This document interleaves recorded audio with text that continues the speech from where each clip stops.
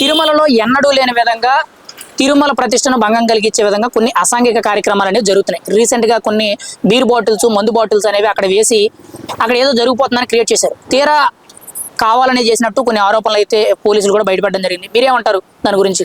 అది మేము ఒక హిందూగా ఖండిస్తున్నామండి. ఇంతకుముందు కూడా అలాగే ప్రసాదాల్లో కల్తీలు చేశారు.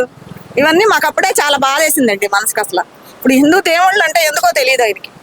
ఇప్పుడు జగన్మోహన్ రెడ్డి అని ఆయన గెలిచిన దగ్గర నుంచి ఆ రాముల వారి తలకాయలు నరికారు. ఆయన ముఖ్యమంత్రిగా ఉన్న టైంలో చాలా అపసారాలు జరిగినాయండి. అవన్నీ భరించాం.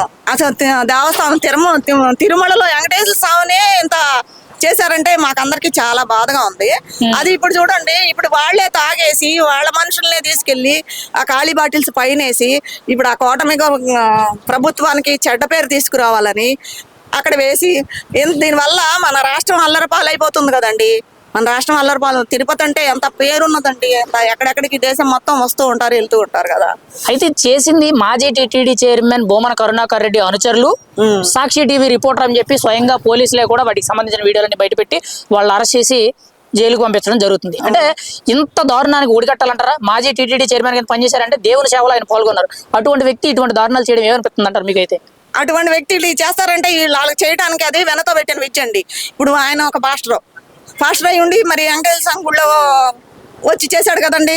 ఆయన అంటే వాళ్ళకి ఉంటుందా అండి చెప్పండి? హిందూ దేవుడి మీద ఉంటుందా ప్రేమ, ఉంటుందా నమ్మకం ఉంటుందా? ఆ నమ్మకం లేని వాళ్ళే చేస్తారండి ఇలాంటివన్నీ. ఆయన పెట్టించారు, మళ్ళీ వాళ్ళు దొరికిపోయారు, వాళ్ళే చేశారని తెలిసింది. ఇప్పుడు మేము మనసులు మేము హిందువులుగా మేము బాధపడతాం. వాళ్ళకేం బాధ అండి, వాళ్ళకేం బాధ లేదు. అదైతే మేము ఖండిస్తున్నామండి. ఆయన చాలా తప్పు చేస్తున్నారు.